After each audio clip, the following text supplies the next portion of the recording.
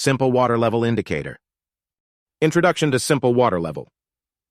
Liquid level indication systems are cheap, durable, and easy to design. They are essential in many facets of today's industry, whether it be the lab of a small-scale chemist or reservoirs, water boilers of an industrial-scale operation. So in today's project, we are going to build a simple water level indicator using a configuration of BC 337 NPN transistors.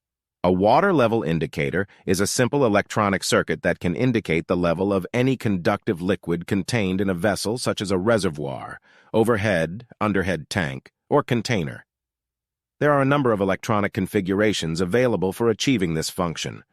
Here, we will be following a simple transistor switching technique. Hardware components.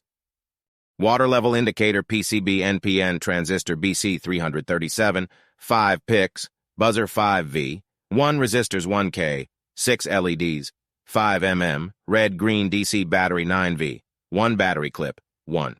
Circuit diagram. Working explanation.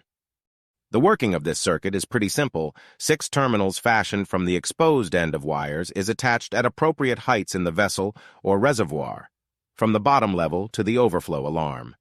On filling the vessel with water via a pump, each LED glows with respect to the terminal in contact with the water, which sends a control signal to the base of each BC 337. The resultant collector output triggers the LED to glow, indicating the current level of the water in the vessel. When the water reaches the top of the container and makes contact with the alarm terminal, it triggers the overflow indicator LED and the buzzer goes off. Applications. An important part of wide-scale industrial processes such as cooling tower water level control, life station switches, tsunami warning systems, irrigation control, fuel tank level gauging, and sump pumps. Thanks for watching. Don't forget to like and subscribe. Please support my YouTube channel.